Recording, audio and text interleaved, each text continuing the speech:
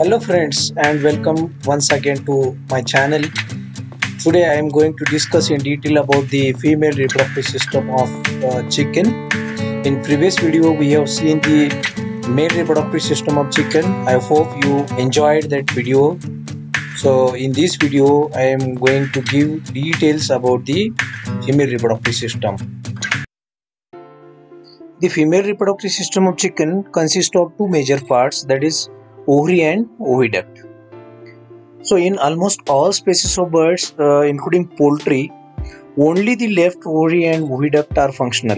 Although the female embryo has two ovaries, only the left one develops. The right ovary and the oviduct typically get regressed during development and is of non-functional in the adult birds. So this left ovary and oviduct takes part in the development of the egg. The yolk is formed in the liver and it is transferred to the ovary via the blood vessels, and there are a number of follicles that contains the yellow material called as ovum, and at the time of ovulation this ovum get released from this follicle. This released ovum enters into the infundibulum part of the oviduct, from where the further development of the egg starts, like formation of albumin, formation of shell membrane, then formation of eggshell, finally henless fully developed egg. So the release of ovum from the ovary is called the ovulation, and the laying of egg by the hen is called as oviposition.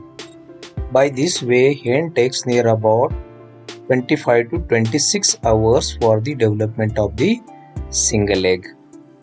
So the ovary consists of yolk, stalk and the ovarian follicle.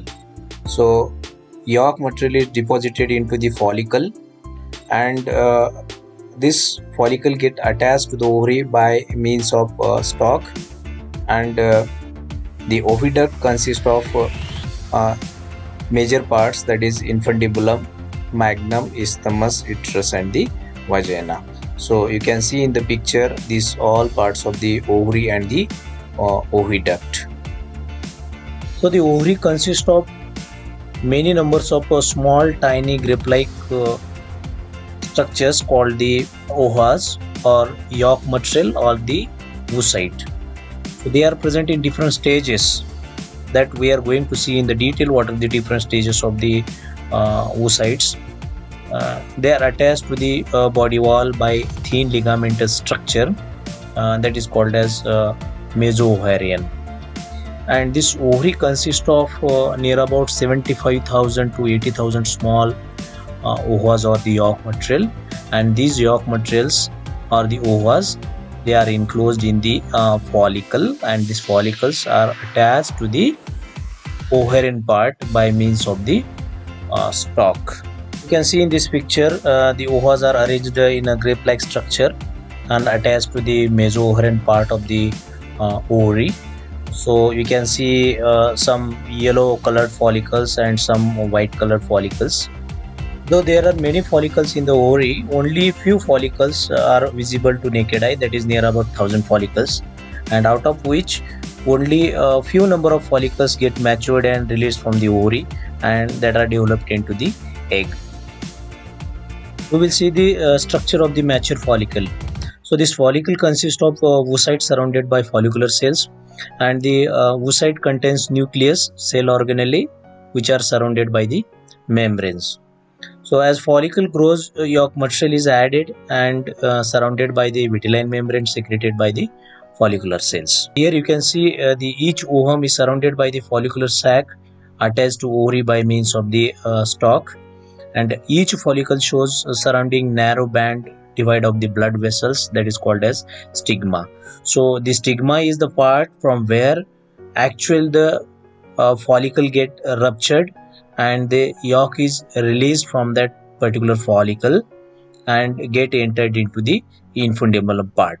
Sometimes what happen, due to the stress or some other disturbances, the follicle get ruptured other than the stigma part, and due to this rupture of the blood vessels present on the follicle, the drop of the blood get attached to the yolk material, and it continues throughout the development of the egg. So by this way you can find a small blood spot on the yolk material when you can break and open the eggs. So this is an disqualification for the egg.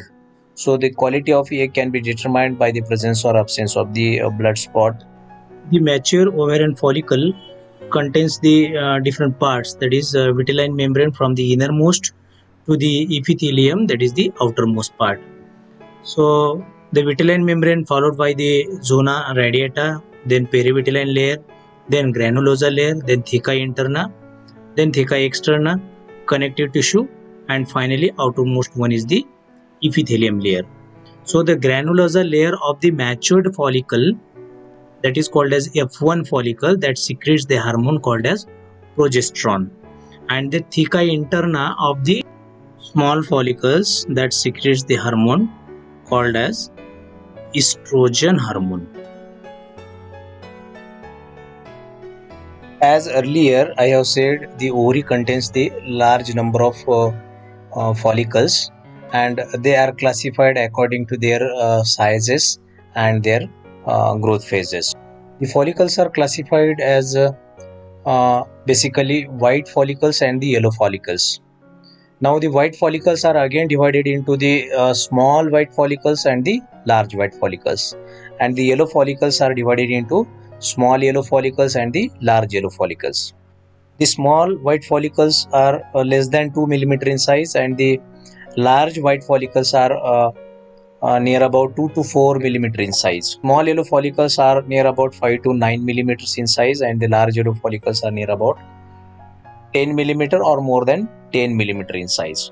So at the maturity, only the large yellow follicles are get released from the ovary. So there is a follicular hierarchy where the follicles are get released from the ovary in a sequential manner. According to the growth, the follicles are divided into the slow growth follicles, increasing rapid growth follicles, and the rapidly growing follicles. So in slow growth follicles, they takes months to year to grow, and they are 0.05 to near about 1 mm in size. And increasingly rapid growth follicles takes near about 2 months to grow, and they are in between 2 to 7 millimeters.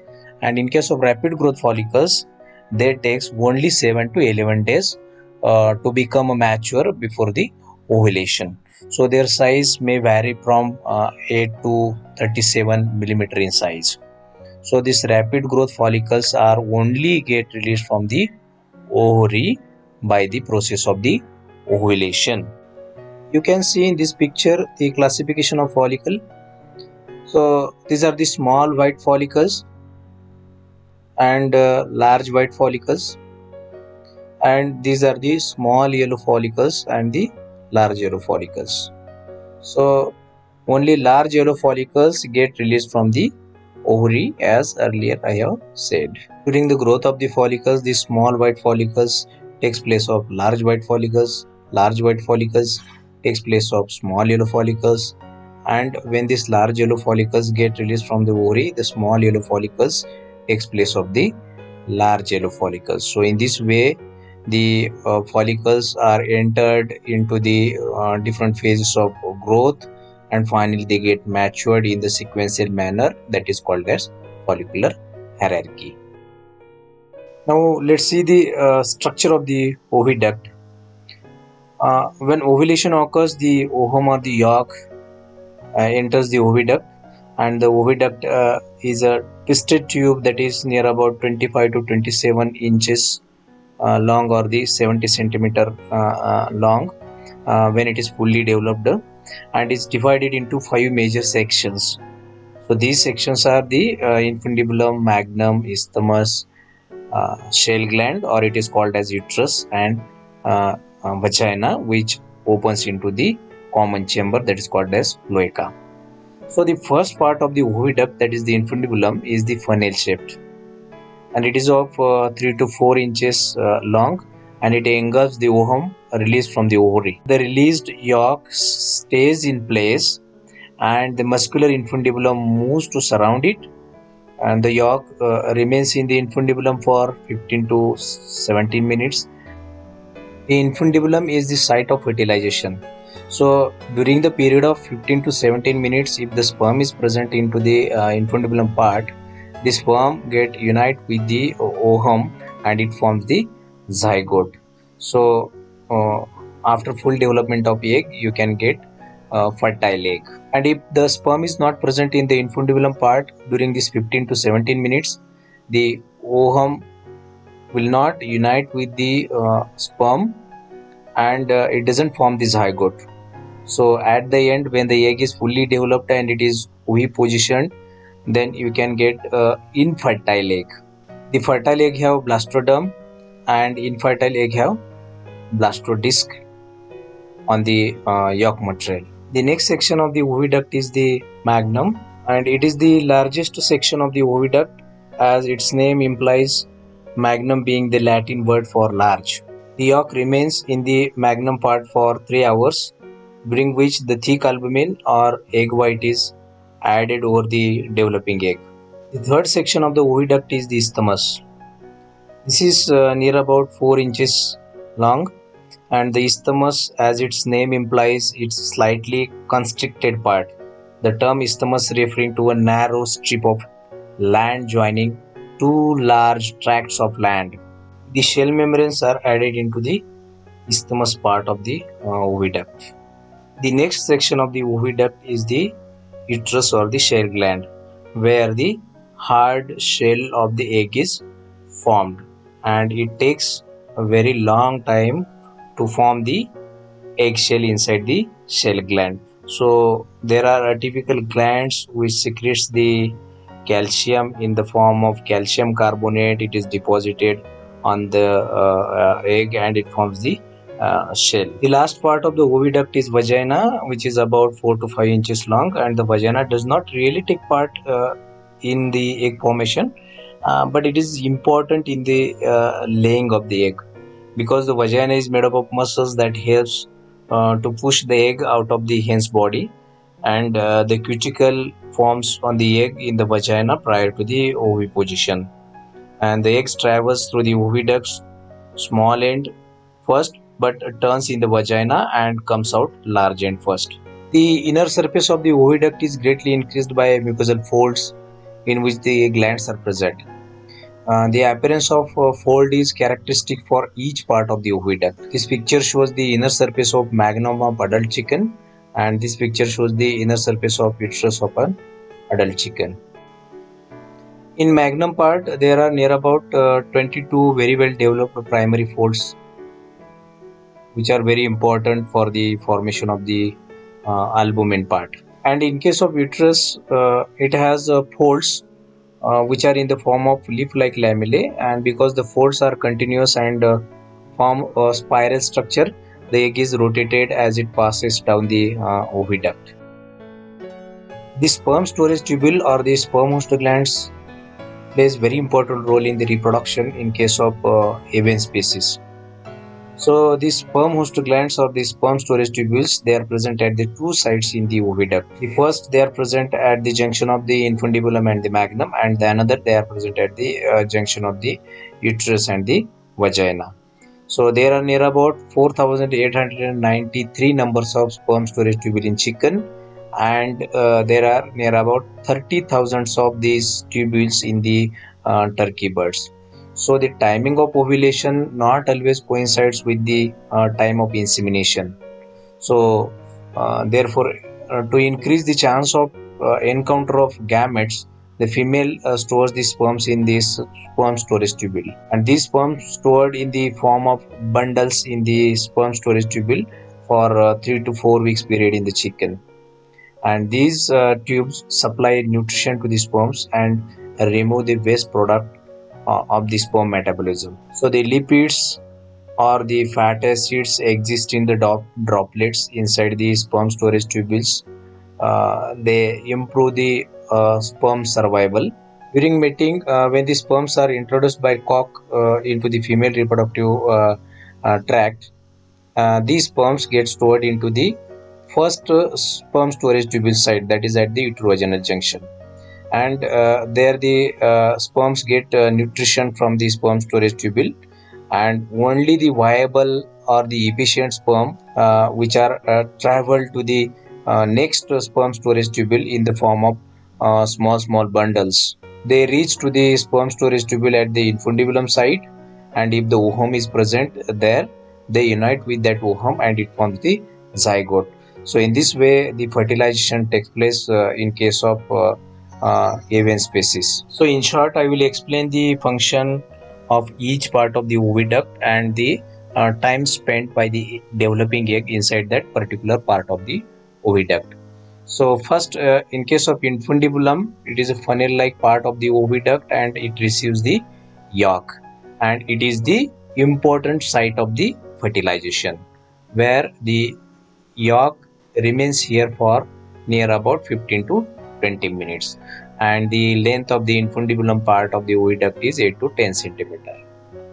The next part is the magnum. It is 33 centimeter and it secretes the thick white or the albumin, and the chalaza formation takes place in the magnum part of the oviduct, and the developing egg stays here for near about 3-hour period. The main function of the isthmus is the addition of the shell membranes and addition of some water and the minerals to the albumin, and the isthmus part is the part where the developing egg get actual shape, and the egg stays here for 1 hour 30 minutes. The uterus is called as shell gland, where the eggshell is formed, and some of the pigments are added on the eggshell. The egg stays here for a longer period, that is 20 to 21 hours, and the vagina holds the egg until it is laid for a few minutes, and it is near about 5 centimeter in length. So these are the functions of the each part of the oviduct and the time spent by the developing egg inside that particular part of the oviduct. So friends, I have tried to explain about the female reproductive system of chicken. If you like the information, please do share to others, and if you want to know more about the basics of poultry science, please do subscribe my channel. Thank you very much.